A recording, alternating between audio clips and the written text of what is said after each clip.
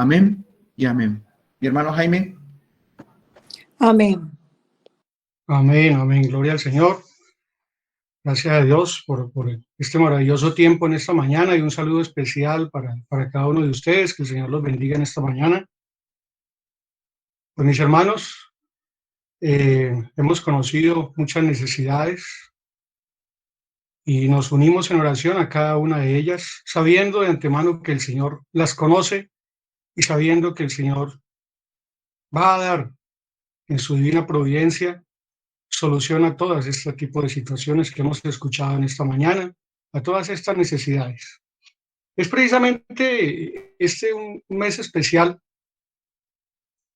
para estar clamando y para estar adorando al Señor. El mensaje que nos da el devocional de este mes de Mateo, que nos exalta a Jesús como Rey, y al Rey se le adora, y el mensaje que nos da los énfasis, los diferentes énfasis de nuestro clamor que iniciamos el día viernes, invitando a adorarle a Jesús, a Dios. Y bueno, debemos motivarnos a hacer una correcta adoración al Señor. Por eso el mensaje para hoy es: ven, es hora de adorarle, es hora de adorarle. Vamos a conversar un poco en esta mañana sobre lo que significa la adoración.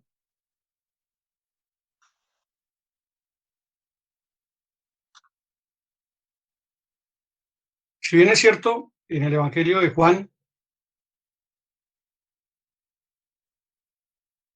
en la primera carta de Juan, capítulo 4, versículo 19, nos aclara que nosotros le amamos a Él porque Él nos amó primero. Esa es la razón de nuestro amor a Dios. Nosotros le amamos a Él porque Él nos amó primero. Pues la palabra adoración, en el contexto histórico del pueblo de Israel, es precisamente la explicación de este versículo. La palabra adoración va ligada a otras dos que vamos a estudiar en esta mañana y se llaman clamar y alabar.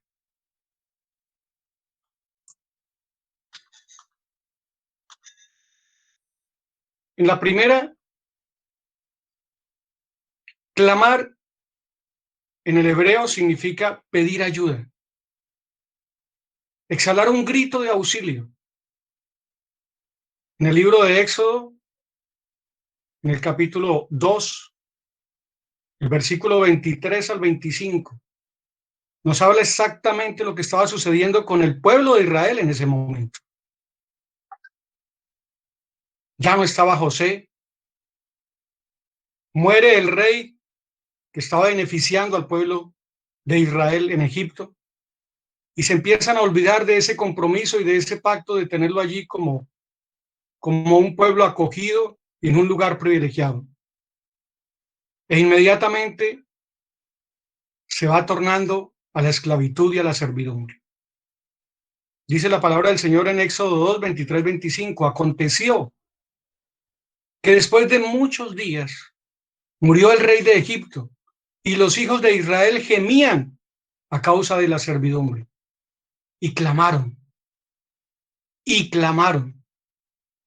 Y subió a Dios el clamor de ellos con motivo de su servidumbre. Y oyó Dios el gemido de ellos y se acordó de su pacto con Abraham, con Isaac, con Jacob. Y miró Dios a los hijos de Israel y los reconoció Dios. El pueblo de Israel clamó, exhaló un grito de ayuda, de auxilio. ¿Cuántos de nosotros hoy estamos exhalando gritos de ayuda y de auxilio? Acuérdate de nosotros, ayúdanos, Dios. Ahí comienza la legítima adoración.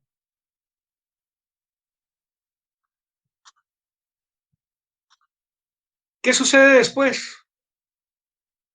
En el mismo libro de Éxodo, en el capítulo 15, en el verso 1 y 2, encontramos lo que hace el pueblo de Israel al ver el poder y la obra de Dios, al ver lo que Él ha hecho con su pueblo. Eso significa alabar. Ese capítulo 15 del libro de Éxodo es quizá el primer salmo que encontramos en la Biblia. Y es un salmo escrito por Moisés. La palabra alabar en el hebreo significa celebrar, engrandecer. Celebrar y engrandecer a Dios por lo que ha hecho en el pueblo de Israel y por lo que ha hecho en tu vida y en la mía. Es un cántico de gozo. Dice la palabra del Señor en Éxodo 15, versos 1 y 2. Entonces cantó Moisés y los hijos de Israel este cántico a Jehová. Moisés lideraba el cántico y todo el pueblo le acompañaba. Cantaré yo a Jehová, porque se ha magnificado grandemente. Ha echado en el mar al caballo y al jinete. Jehová es mi fortaleza y mi cántico, y ha sido mi salvación. Este es mi Dios, y lo alabaré. Dios de mi Padre, y lo enalteceré. Este es el significado de la palabra alabar. Celebrar, engrandecer. Ahora ya no exclamamos un grito de auxilio, sino que exclamamos un grito de júbilo. Celebramos lo que Dios ha hecho en cada uno de nosotros. Clamamos, Dios responde, nosotros alabamos. Muy bien. Y viene aquí la palabra adorar. Tanto en el hebreo como en el griego significan algo muy similar. En el griego, proskineo, que significa postrarse delante de un ser superior, postrarse delante de Dios. El mismo libro del Éxodo nos lo va a explicar. Capítulo 20, versos 3 al 5. Ya ese pueblo ha comenzado a caminar con Dios. Ya ese pueblo ha comenzado a caminar siguiendo los pasos de Dios. Y empieza a conocerle. Y empieza a darse cuenta de la grandeza, de lo que Él es, no de lo que hizo. Ya se dieron cuenta de lo que hizo. Ahora empiezan a conocerle y se dan cuenta de lo que Él es. Y entonces el mismo Dios les da este mandato. No tengas ningún otro Dios aparte de mí. No te hagas ninguna clase de ídolo ni imagen de ninguna cosa que está en los cielos, en la tierra, en el mar. No te inclines ante ellos ni les rindas culto, porque yo, el Señor, soy tu Dios. Eso significa adoración, inclinarse, rendir culto, postrarse delante de Dios. Eso significaba en el Antiguo Testamento. Esa orden estaba clara y ese mandato estaba claro. Clamamos, el Señor nos respondió, vino en nuestra ayuda y entonces nosotros le alabamos por esa grandeza que ha hecho en nosotros. Pero producto de eso comenzamos a caminar con Él y le conocemos y le adoramos. ¿Le adoramos por qué? Le adoramos por lo que Él es. No por lo que ha hecho en nosotros, no por el grito de auxilio, no por lo que nosotros somos ahora. No, le adoramos por lo que Él es, porque ya lo estamos conociendo. Qué hermoso el título de nuestro clamor. Adorémosle por lo que Él es. no por lo que tú eres o yo soy, no por lo que podemos dar nosotros en un gesto de adoración. No, le adoramos por lo que Él es. Cuando nosotros le conocemos, inmediatamente identificamos sus atributos y eso estamos notando día a día en los énfasis del clamor. Identificamos que es un Dios bueno, compasivo, misericordioso, fiel, confiable, amoroso, justo, verdadero, santo, sublime, poderoso, lleno de gracia, lleno de perdón, lleno de paz, de luz. Todo eso son los atributos de Dios. Es un Dios omnisciente, omnipresente, omnipotente. Pero no olvides, es un Dios soberano. Es un Dios soberano. Y esto implica que es un Dios absolutamente independiente, que Él no está sujeto ni a ti, ni a mí, ni a nada, ni a nadie, que no está influenciado por nada ni por nadie. Dios actúa siempre y únicamente como le place. Eso dice en el Salmo 115 y el Salmo 135. Todo lo que Él ha querido, lo ha hecho. Todo lo que Él ha querido, lo ha hecho. ¿Por qué? Porque es un Dios soberano. Aquí encontramos ya un perfil claro de lo que debe ser la adoración para nosotros. Nos postramos, damos la honra y el honor solo a nuestro Dios, porque solo Él la merece. ¿Por qué? Por lo que Él es en sí mismo. Fíjense que al igual que el pueblo de Israel, nosotros tenemos una relación que trae como consecuencia la adoración. Esa relación especial que tenemos con un Dios que nos permite adorarle. No porque sí, no. Hemos visto tres situaciones muy especiales. Muchos de nosotros, quizá todos, hemos llegado clamando al Señor. Seguramente que todos hemos visto de lo que Él es capaz de hacer y lo hemos notado en nuestras vidas. ¿Cómo no alabarle? ¿Y cómo no adorarle? Ahora conociéndole mucho más. ¿Cómo no inclinarme? ¿Cómo no postrarme? ¿Cómo no dar honor? ¿Cómo no dar tributo? ¿Cómo no dar mi obediencia total ante aquel que es superior a mí, ante aquel que todo lo es en mi vida? En el caso del pueblo de Israel, había un orden prescrito para la adoración, un altar, un templo, dentro del templo un lugar específico que era el lugar santísimo.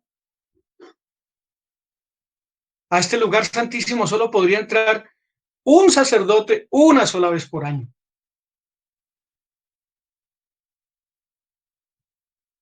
Ahora, eso era para los judíos.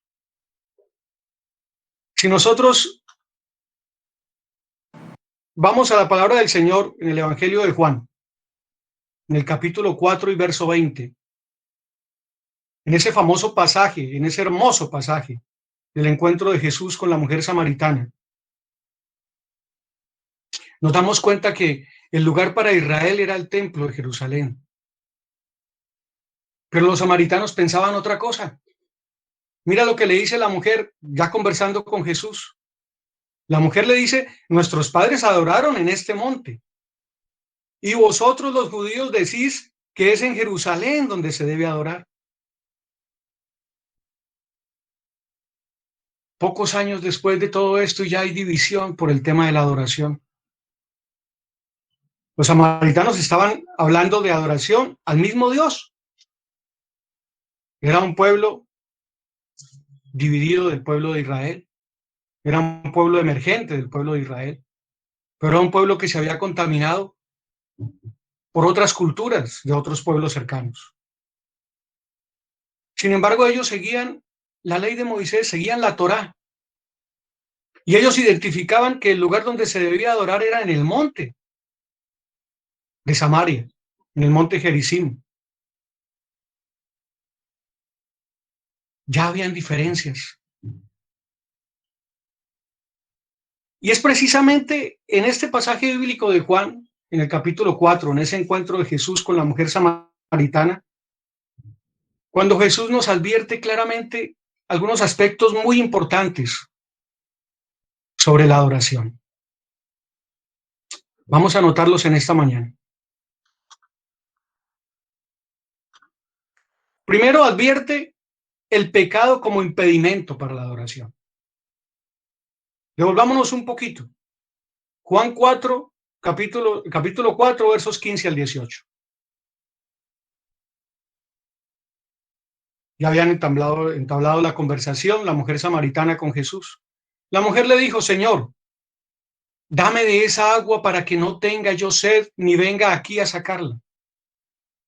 ¿De qué agua estaban hablando? Acordémonos del contexto. Jesús se sienta allí a descansar, ella se acerca a sacar agua y él le pide que le dé agua. Y comienza esa conversación entre los dos. ¿Cómo tú, siendo judío, me pides a mí agua, yo que soy samaritana? Si no se puede, si estos pueblos están divididos. Un mensaje claro para la adoración perfecta. Luego el Señor le dice que el agua que él puede brindarle a ella es un agua que saciará su sed para siempre. Es un agua que brotarán ríos de agua viva eternamente. Y ella dice: Señor, dame de esa agua. Yo quiero esa agua para no volver a tener sed. Y Jesús le responde: ve, llama a tu marido y ven acá. ¡Wow! Esa mujer quedó. ¿Qué le respondió? Señor, no tengo marido. Y Jesús le dice: bien has dicho, no tengo marido. 5 maridos has tenido y el que ahora tienes no es tu marido. Esto es dicho con verdad. ¿Cómo queda esta mujer? Él conoce a profundidad su vida interior, su vida íntima. Él la conoce perfectamente. Y mis hermanos, no se trata de juzgar o no la vida moral o inmoral que ella hubiese podido tener. La palabra del Señor dice que no hay uno solo justo. Aquí se trata es de observar el pecado como impedimento, porque recordemos que el pecado significa fallar en el intento de acercarnos a Dios y dar una correcta adoración. Eso significa pecado. Aquí el pecado no era en sí el pecado de la inmoralidad o de tener 5 maridos o de no estar casada con el que vive actualmente. Claramente aquí Jesús da una posición sobre eso. Jesús no está de acuerdo con que con el que viva ahora no es su marido. Pero lo que Jesús quiere es que nosotros seamos transparentes y que no ocultemos nada. Aquí el pecado en sí era encubrir. Y ese encubrimiento del pecado sí nos separa de una correcta adoración a Dios. ¿Se acuerdan de David con Betsabé? David, el rey de Israel, el adorador por excelencia, el compositor de la gran mayoría de los salmos, el conocedor de la palabra de Dios. Peca con Betsabé y encubre su pecado. Yo me lo imagino eludiendo esa conversación con Dios. David, ven, hablamos. No, Señor, yo soy el rey, estoy muy ocupado. David, conversemos. No, pero si un pecadito cualquiera lo cumple. Si tú mismo dices que no hay justo ni uno solo. David, conversemos sobre esta situación. No, pero que tiene una fallita. Encubrió su pecado. Basta ver el Salmo 51. Basta ver el Salmo 32. Ese hombre no descansó hasta encontrar la dicha del perdón. Mientras callé en mi pecado, se envejecieron mis huesos en mi gemir todo el día, exclamaba David. Devuélveme el gozo de tu salvación.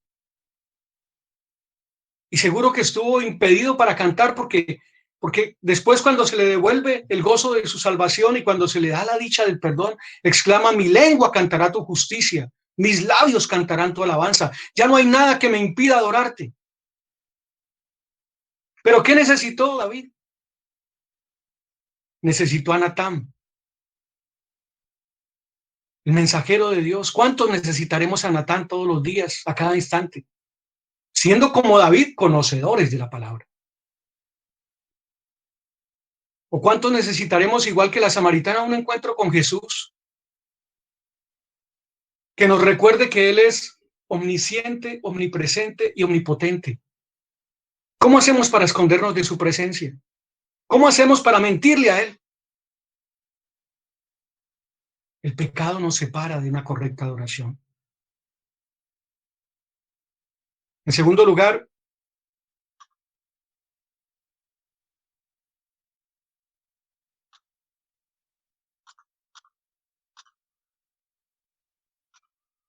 advierte el lugar preciso de adoración. Jesús le dijo a la mujer, capítulo 4, seguimos allí, verso 21. Créeme que la hora viene cuando ni en este monte ni en Jerusalén adoraréis al Padre. Ya no tendrá significado un lugar físico. Y la hora viene. Estaba anunciando Jesús la hora de la redención. Y dice el Señor, y la hora es. Ahora es. Cuando a ti y a mí nos corresponde adorar. Jesucristo dio su vida por nosotros. Derramó su sangre en la cruz. Y con esa sangre derramada en la cruz rompe el velo que había en el templo entre el lugar santo y el lugar santísimo. Ya tú puedes entrar al lugar santísimo. Ya tú tienes la representación de un sacerdote sumo y eterno, que es Jesucristo. Ya no necesitarás representación humana para comunicarte con Él y para adorarle. No necesitarás sacrificios de animales. No, Cristo es el Cordero inmolado. Tú podrás adorarle directamente. Ya no tendrás ninguna excusa para adorarle. Necesitamos que abran el templo para adorar al Señor. Necesitamos volver a congregarnos para adorar al Señor.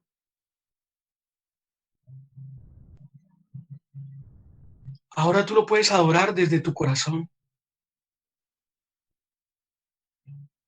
Y eso es todo el tiempo, a no ser que tengas la posibilidad de dejar tu corazón en algún lado y decir: ahorita vengo por ti, corazón. Tu corazón va contigo a todo lado y se refiere al corazón del alma. Se refiere claramente a aquel corazón que lleva mente, emociones y voluntad. Fíjate cómo tenemos que adorar ahora al Señor. Con nuestros pensamientos, con nuestras emociones y con nuestras decisiones.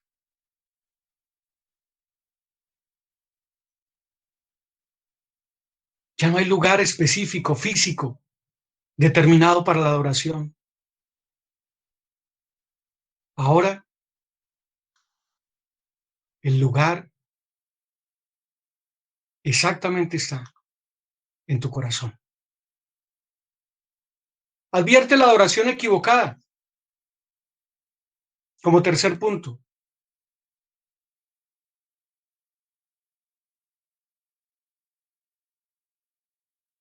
Juan, capítulo 4, verso 22. Jesús le dice a la mujer samaritana: vosotros adoráis lo que no sabéis. Nosotros adoramos lo que sabemos, porque la salvación viene de los judíos. Adoráis lo que no sabéis. Eso significa una adoración equivocada. Esta mujer quería adorar, pero estaba equivocada en los conceptos que ella tenía sobre la adoración. Es más, es tan claro Jesús que le dice, el camino de la salvación es por este lado, es por este tipo de adoración. Muchas veces adoramos a un Dios equivocado, queremos adorarle, pero estamos dando una adoración equivocada. Peor aún, si nos damos cuenta de hacerlo. Decía Charles Spurgeon, el príncipe de los predicadores, el corazón humano es una fábrica de ídolos. Por eso tengamos mucho cuidado, mis hermanos. Podemos seguir tradiciones o dejarnos influenciar o contaminar por lo que vemos cotidianamente y creemos que estamos adorando a Dios. Así como la samaritana, ella creía que lo que ella estaba haciendo era lo correcto. Ella creía que estaba hablando con Jesús de la misma adoración al mismo Dios. Pero Jesús le advierte que no es así. Quizás sea el tiempo, mis hermanos, de detenernos a conocerle mejor. Me encanta el énfasis, el clamor. Adórale por lo que Él es. Y si no sabes quién es Él, tendrás que ir y conocerle. Adorémosle por lo que Él es y no por lo que creemos que es. O por lo que sentimos emocionalmente que es. Si lo adoramos solo por los atributos de amor, bondad, misericordia, compasión, perdón, provisión, pero se me olvida que también es un Dios de luz, de verdad, de justicia y de juicio, mi adoración es incompleta. Es incompleta. En cuarto punto,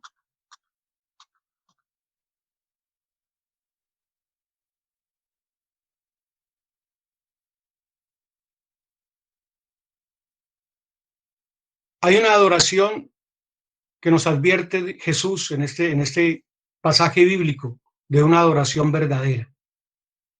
Dice en 4:23 del mismo evangelio del apóstol Juan, mas la hora viene y ahora es, cuando los verdaderos adoradores adorarán al Padre en espíritu y en verdad, porque también el Padre tales adoradores busca que le adoren. Habla de verdaderos adoradores, identificados y diferenciados. ¿De quién? De los que son falsos. Si Jesús habla de una verdadera adoración, significa que hay una falsa adoración. Es diferente a la que hablábamos anteriormente, equivocada.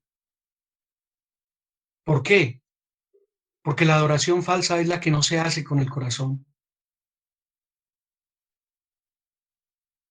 Mi pueblo de labios me honra, decía el Señor a través del profeta Isaías, pero su corazón está lejos de mí. La adoración que me dirige no es más que reglas humanas aprendidas de memoria, decía el Señor. ¿Qué hay para la adoración falsa? El profeta Amós es duro, es fuerte con el tema de la adoración falsa. El profeta Amós, mensajero de Dios, decía, dile a ese pueblo, capítulo 5, verso 21, libro del profeta Amós, aborrecí, abominé vuestras solemnidades, y no me complaceré en vuestras asambleas. Y si me ofreciereis vuestros holocaustos y vuestras ofrendas, no los recibiré, ni miraré a las ofrendas de paz de vuestros animales engordados.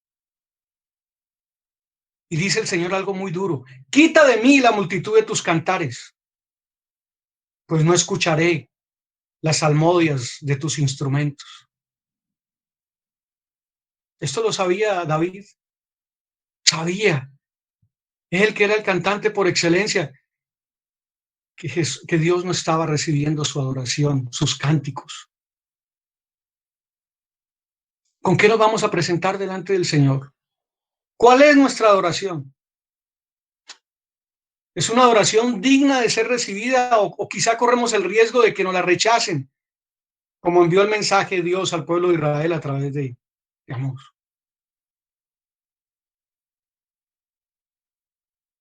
Ven, es hora de adorarle, mi hermano. No hay duda que es hora de adorarle. La hora es este tiempo. Si no hemos entendido en año y medio de confinamiento, de bloqueos, de paros, de injusticia, de lo que tú quieras, de pérdidas laborales, de pérdidas en salud de nuestros familiares. Si no hemos entendido que la hora es esta para adorar al Señor, ¿cuándo la vamos a entender?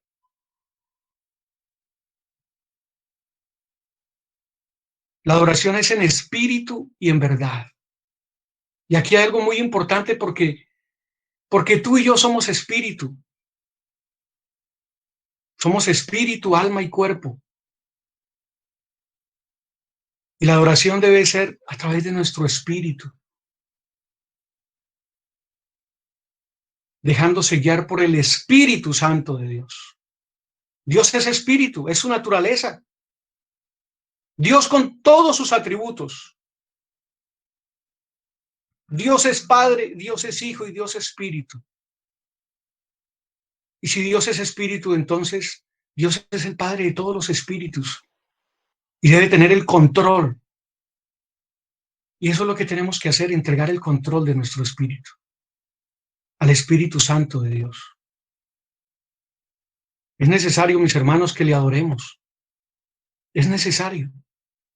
Ahora, ¿qué sucede entonces con nuestras canciones? Siempre que hablamos de adoración y de alabanza, inmediatamente nos enfocamos en las canciones. ¿Qué pasa entonces con las canciones? Que no nos pase como la hermanita que se le acerca al pastor al final del culto y le dice: pastor, a mí no me gustó la alabanza de hoy. Y el pastor le dice: menos mal, porque no era para ti, era para Dios. ¿Qué pasa entonces con nuestras canciones? Eso sucede, que a veces las acomodamos a nuestro gusto, a nuestro deseo, e inmediatamente nos interrumpen una correcta adoración a Dios. Hagamos un paréntesis pequeño y entendamos algo de la música con la que agradamos al Señor. La música gospel, o música cristiana que le llamamos, es un estilo de música popular religiosa propia de la comunidad negra de los Estados Unidos. Allí nació. Uno o varios cantantes, en acompañamiento de un coro y con algunos instrumentos, ornamentaban la melodía con gritos, con tarareos, con susurros. Y esto nació en el siglo XVIII. Pero poco a poco se fue posicionando hasta llegar a la década de los años 30, 1930, a convertirse en un género representativo de la música espiritual del pueblo evangélico. De hecho, se le conoce como el género que hace alusión al evangelio. Pero al interior de la iglesia cristiana existía una división ya marcada, paralela al racismo. Y entonces, este tipo de comunidades de origen negro empezaron a diferenciarse de aquellas de raza blanca metodistas. Y ellos dijeron: vamos a hacer unos himnos más tranquilos, más calmados, los vamos a llamar himnos cristianos. Y entonces ya el ritmo fue más moderado, más suave. Ya no tenía que ser necesariamente un grupo, sino que eran solistas. Y allí se va identificando claramente la música cristiana o la música gospel, como es conocida. Así surgen las canciones que nosotros usamos en nuestra reunión congregacional. Ahora, entendiendo lo que habíamos visto hace unos minutos, de alabanza, de clamar, de ministración, de adoración, así mismo son las canciones que nosotros debemos escoger para nuestra reunión congregacional. Y que tú también lo puedes hacer en tu tiempo de adoración en la casa. Hay algunas canciones de ministración que es precisamente usadas por un ministro, por un siervo usado por Dios para transportar a la congregación hacia la presencia de Dios. A veces llegamos a la congregación agitados, a veces aquí mismo en la virtualidad nos conectamos de afán, rápido, conectémonos. Ay, que llegamos tarde. Esa ministración nos va tratando de alejar de las cosas que nos distraen de una verdadera adoración y nos van tratando de empalmar en esa comunión con Dios. Esas son canciones usadas por ministros de alabanza. Hay canciones de adoración. Y según lo que habíamos visto ahorita como definición, pues tienen que llevar como contenido nuestro ser rendido ante Él. Recordemos, por lo que Él es, no por lo que soy yo. Y hay canciones de alabanza. Acuerden lo que hizo Moisés. Alabó al Señor con júbilo por sus proezas, por sus victorias sobre el pueblo de Israel. Esas son las canciones que se seleccionan en un culto de adoración de la congregación a Dios. También lo puedes hacer en tu casa, pero existen otro tipo de canciones de música gospel.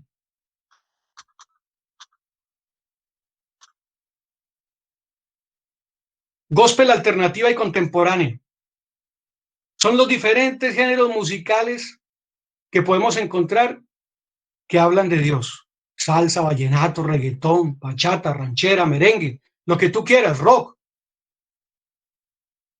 Generalmente parten de la convicción de alabar a Dios. El inconveniente es que lo hacen al ritmo que más me guste. Voy a elegir el ritmo que me gusta para adorar a Dios. Y ojo, puede ser una trampita, porque si me descuido, no termino adorando a Dios, sino adorándome a mí mismo porque me estoy dando gusto en lo que a mí realmente me gusta.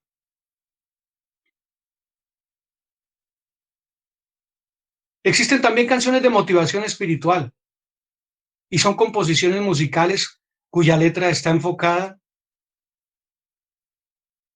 en contribuir al superamiento de dificultades emocionales, espirituales. Son de mucha ayuda para el crecimiento espiritual, indudablemente, porque a la final terminan reconociendo la grandeza de Dios sobre las diferentes pruebas que atravesamos. No son propiamente de adoración,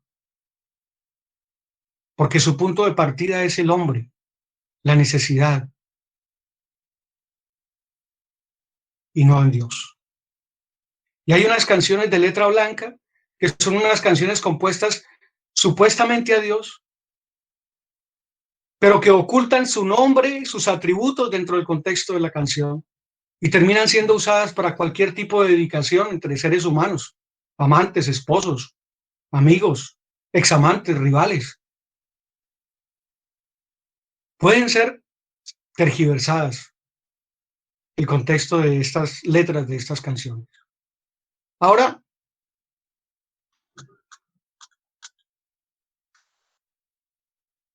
el salmista. El salmista es un adorador que canta o recita salmos o pasajes bíblicos de las Sagradas Escrituras. Ahora, ¿qué pasa con el salmista? ¿Quién era David? David era un salmista.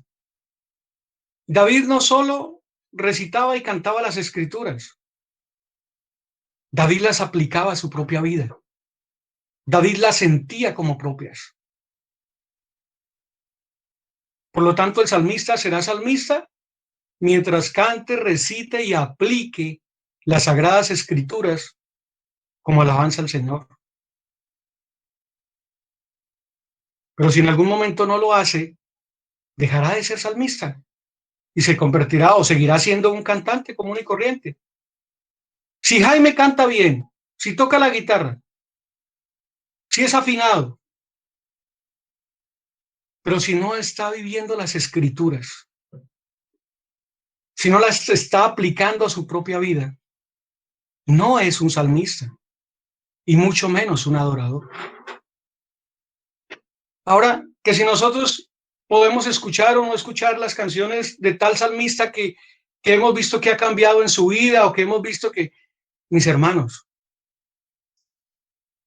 nuestros ojos deben estar puestos en Dios y en la Sagrada Escritura, no en los hombres, no en las voces, no en la afinación, no en lo hermoso que cantaba. Así que si ese salmista que quizá esté por caminos equivocados y eso no nos compete a nosotros juzgarlo, en ese momento no compuso nada, recitó, cantó y proclamó y exclamó las escrituras. Y si lo hizo adecuadamente, ¿por qué no ser esa canción un motivo, una ayuda para adorar al Señor? Ahora, los cristianos, ¿podemos escuchar otro tipo de música? Claro, claro que sí. ¿Qué lo impide? Yo solo quisiera advertirte de un par de situaciones. La primera, que la música tiene una trascendencia espiritual demasiado importante en nuestra vida. Y la segunda, que nosotros debemos ser íntegros y coherentes con lo que decimos creer y con lo que profesamos creer. Si nosotros estamos repitiendo y tarareando una canción que habla en contra de los principios de Dios, que habla a favor del divorcio, etcétera, por decirlo de alguna manera, tengo que ser coherente con lo que profeso creer. Así que ten cuidado con la música que escuchas. Ten mucho cuidado. Ahora, y si te gusta demasiado, y si todo el tiempo estás escuchando ese tipo de música, ojo, ojo. Recuerden lo que decía Charles Spurgeon. Nuestro corazón es una constante fábrica de ídolos. Y quizá lo que le estemos dedicando la mayor parte de nuestro tiempo, pues sin querer o sin darnos cuenta, estamos idolatrando ese tipo de situación. Así que hagámoslo con mucho cuidado. Y es el tiempo de adorar al Señor. Yo te invito en esta mañana a que reflexiones sobre la verdadera adoración, a que reflexiones cómo te presentas delante del Señor. ¿Cómo podemos adorarle? Podemos adorarle a Dios con nuestra entrega y servicio a su obra. Fíjense lo que hizo la samaritana después de ese encuentro con Jesús. ¿Qué hizo? Dejó la vasija allí tirada y salió corriendo a proclamar las buenas nuevas del evangelio en su vida. Y muchos creyeron por ella. Eso hizo la samaritana. Eso tenemos que hacer nosotros. Y es una manera de adorarle al Señor, con nuestra entrega y nuestro servicio a la obra de la Gran Comisión. Y podemos adorarle a Dios también con nuestras finanzas. Caminábamos con nuestro pastor en estos días y vimos en un negocio un aviso que decía: el dueño de este negocio es Dios. Yo solo soy su administrador. Nos miramos con el pastor y sonreímos. Y esperamos que así lo sea. Esperamos que realmente él sea un correcto administrador de lo que Dios es. Esperamos que realmente nosotros le podamos entregar la adoración a Dios a través de nuestras finanzas, creyendo que Él es el dueño y creador de absolutamente todo, que todo es de Él, por Él y para Él. y que lo honremos también con nuestros diezmos y con nuestras ofrendas. Todo lo terrenal es pasajero, mis hermanos. No os hagáis tesoros en la tierra donde todo se corroe y donde todo termina y donde nada me llevaré. Y busquemos primeramente el reino de Dios y su justicia, que todo lo que creamos necesitar será añadido. ¿Cómo más podemos adorarle al Señor? Adorémosle con nuestro trabajo, con el gozo por lo que hacemos, por más humilde que sea nuestro trabajo. Adorémosle a Él con el servicio. Ahora yo me gozo transportando en una moto mensajería. Me encanta hacerlo y voy orando y voy dándole gracias al Señor porque tengo un sustento. Y hay que ser diligentes. Y de esa manera adora uno a Dios con su trabajo. Podemos adorarle también con nuestra relación con nuestra esposa, con nuestros hijos. Hoy, Día del Padre, a los varones que están aquí conectados, los invito a eso, mis hermanos.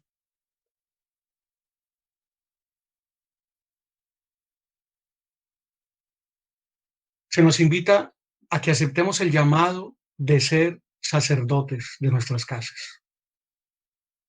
El sacerdote es el intermediario entre Dios y el pueblo, entre Dios y mi familia. Yo soy el sacerdote de mi familia. Adórale a Dios a través de tu esposa, a través de tus hijos. Son tu primer ministerio. Que tú seas ese mediador entre tu familia y Dios. Que tú seas quien invites al altar familiar, al tiempo de oración, a leer la palabra, a honrar a Dios.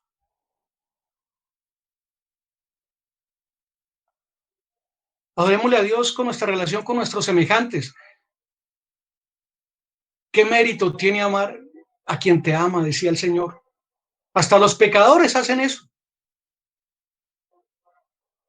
Y si traes una ofrenda y una ofrenda de adoración ante el altar, pero tienes alguna rencilla con tu hermano, deja ahí tu ofrenda y reconcíliate con tu hermano. Y luego vuelve y presenta tu ofrenda. Adorémoslo con nuestras palabras. Hablemos bendición y no maldición. Corrijamos nuestro mal decir. Adorémosle a Dios con nuestras emociones. Nuestras emociones deben ser sometidas al Espíritu de Dios. Gálatas 5:22, ¿de qué nos habla? Amor, gozo, paz, paciencia. No son esas emociones, pero son emociones que el Espíritu Santo de Dios controla en nuestra vida. Son fruto de Él, de su Espíritu Santo. Una adoración a través de nuestras emociones es sometiendo nuestras emociones a su voluntad. Y esto implica que lo tengamos que adorar con diferentes pruebas, mis hermanos. Hoy en los testimonios, diferentes pruebas escuchábamos. Y como nos recordaba Santiago, tenemos que adorarlo en nuestro gozo, en el paso por esas diferentes pruebas, porque sabemos que la prueba produce paciencia. Y la paciencia es su obra completa para que seáis perfectos y cabales, sin que os falte cosa alguna, dice la palabra del Señor. Pero lo más importante es que le adoremos en nuestra intimidad.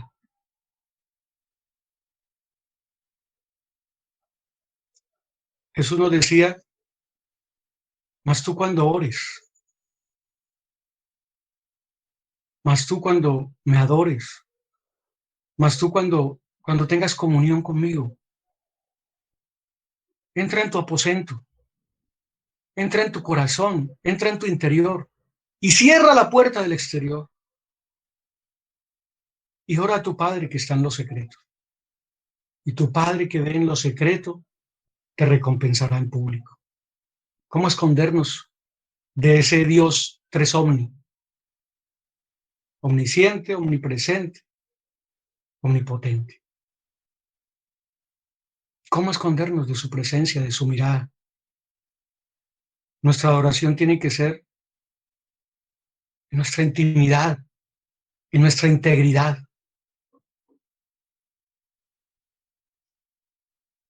Nuestra adoración perfecta es aquella que une nuestros espíritus con el Espíritu de Dios. ¿Te acuerdas de esa canción que exclamaba el salmista? Cuando tu espíritu, Señor, se toca con el mío, mi corazón estalla en adoración. Eso busquemos en esta mañana, hermanos. Busquemos estallar en una adoración perfecta con nuestro Dios. Adorémosle a través de esta canción. Nos disponemos para adorarle también a través de nuestra Santa Cena. Yo te invito a que tengas un momento de recogimiento allí, en silencio, meditando sobre tu adoración, como antesala a nuestra Santa Cena en esta mañana.